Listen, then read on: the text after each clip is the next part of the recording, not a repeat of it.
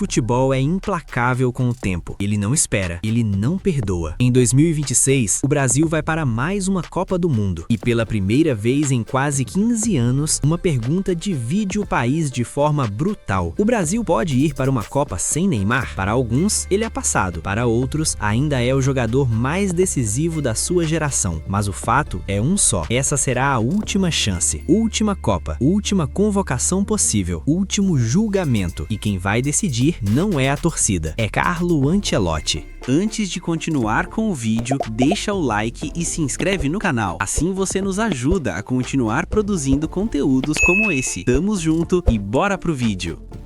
O Brasil não cobra talento, o Brasil cobra a Copa do Mundo. E poucos jogadores sentiram esse peso como Neymar, menino da Vila, aos 19 anos, campeão da Libertadores. Tratado como herdeiro antes mesmo de virar adulto. No Barcelona, fez parte de um dos maiores ataques da história. MSN, gols, títulos, humilhações técnicas. No PSG, números surreais, protagonismo absoluto, mas sempre com um porém, porque talento nunca foi a questão. Com a camisa da seleção, Neymar foi além, quebrou recordes, virou o maior artilheiro da história do Brasil. Mesmo assim, nunca foi suficiente. 2014, uma lesão que desmontou um país inteiro. 2018, expectativa máxima, queda precoce. 2022, a eliminação mais cruel da era moderna. Neymar chegou onde poucos chegaram. Mas no Brasil, isso não basta, porque aqui, história sem Copa é história incompleta. E agora, com 2026 no horizonte, uma pergunta começa a incomodar o futebol brasileiro. Neymar ainda pode mudar o próprio destino ou a história já foi escrita?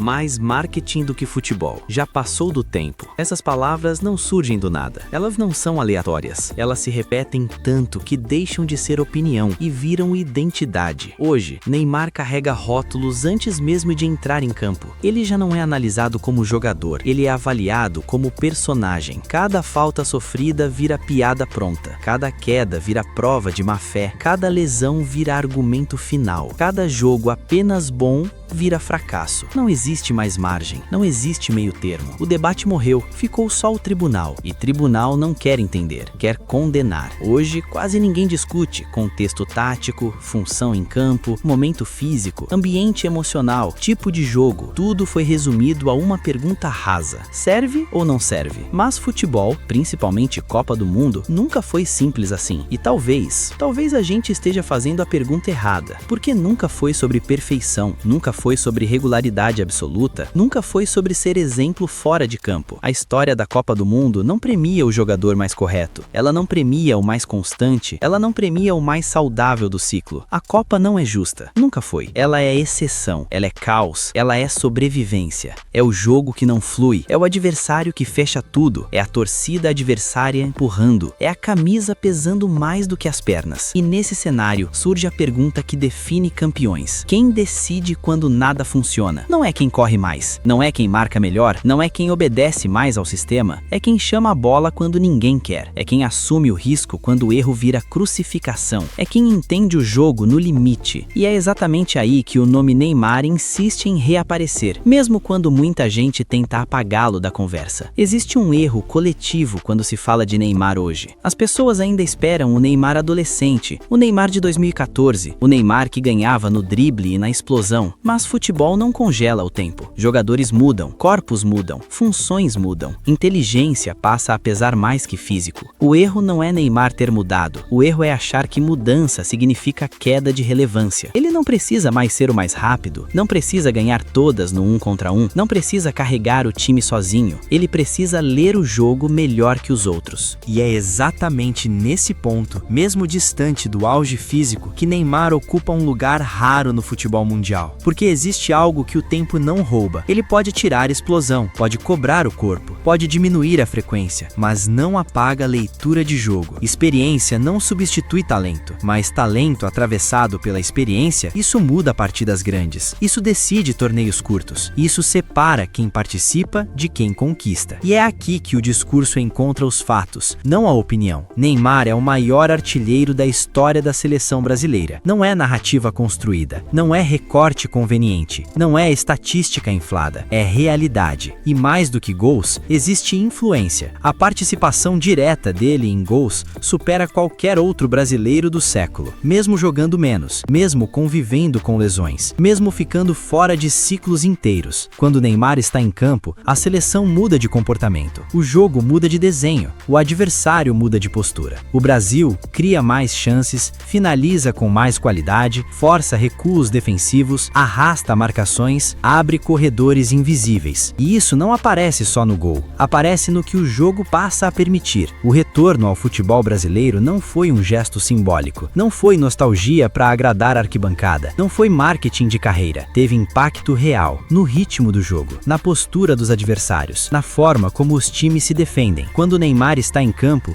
ninguém defende relaxado, ninguém dobra a marcação à toa, ninguém deixa espaço sem medo. Mesmo longe do auge físico, ele continua sendo o jogador que desorganiza linhas, puxa 2, 3 marcadores, cria vantagem para quem joga ao redor, transforma um passe comum em chance clara. Ele já não acelera com o corpo, ele acelera com a mente, com o tempo do passe, com a pausa certa. E isso, o tempo não leva embora. Hoje, Neymar não é mais um ponta colado na linha lateral. E insistir nisso é não entender futebol moderno. Isso não é limitação, é adaptação, é inteligência de carreira. Ele atua onde o jogo decide, onde o erro custa caro, onde o passe muda tudo, entre linhas, próximo da área, na zona onde a defesa pensa meio segundo a mais e perde. Funções que ele pode exercer: meia criativo que organiza o caos, articulador central que dita ritmo, jogador do último passe quando tudo fecha, líder técnico que acalma quando o jogo esquenta. E agora olha para o Brasil com frieza. O que falta? Pausa quando o time acelera demais, clareza quando o jogo pede cabeça, decisão quando ninguém quer errar, alguém que enxergue o passe que não aparece no replay. Em amistoso, isso passa despercebido. Em eliminatórias, às vezes se esconde no resultado. Mas em Copa do Mundo, isso cobra com juros altos. Porque jogo grande não se vence só correndo, não se vence só pressionando, não se vence só com intensidade, se vence pensando melhor do que o adversário.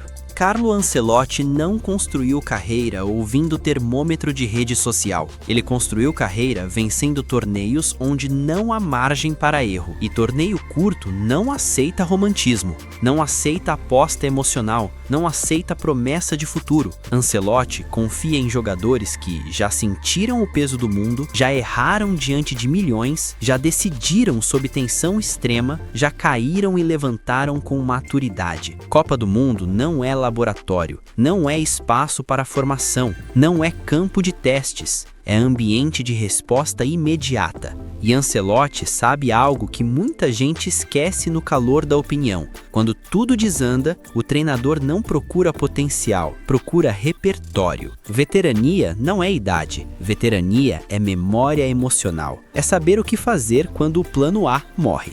Agora, vira a chave. Imagina o cenário, sem Neymar. Quem chama a bola quando o jogo trava? Quem assume o pênalti quando a perna pesa? Quem desacelera quando o time entra em desespero? Quem sustenta emocionalmente o grupo quando a pressão vira ruído? Não levar Neymar não é apenas deixar um nome fora da lista. É apostar que alguém vai surgir exatamente no pior momento. E a Copa do Mundo não perdoa apostas emocionais. Ela pune ingenuidade. Ela cobra decisões mal calculadas. Às vezes, o maior erro não é levar alguém fora do auge, é não ter ninguém preparado para decidir quando o jogo pede sangue frio. Esse debate não é sobre passado, não é sobre idolatria, não é sobre gratidão, é sobre 2026, é sobre ganhar, é sobre escolher com frieza. Neymar não precisa ser o centro absoluto do projeto, mas pode ser o detalhe que muda o destino. Entre cair cedo e chegar longe, às vezes a diferença está em um único passe bem pensado. A pergunta final não é se Neymar merece estar lá, a pergunta é: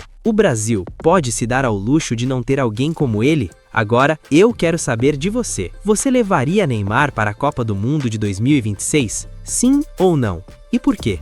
Deixa sua opinião nos comentários, se inscreve no canal, compartilhe esse vídeo com quem já desistiu dele, porque futebol não se decide no tribunal, se decide no campo.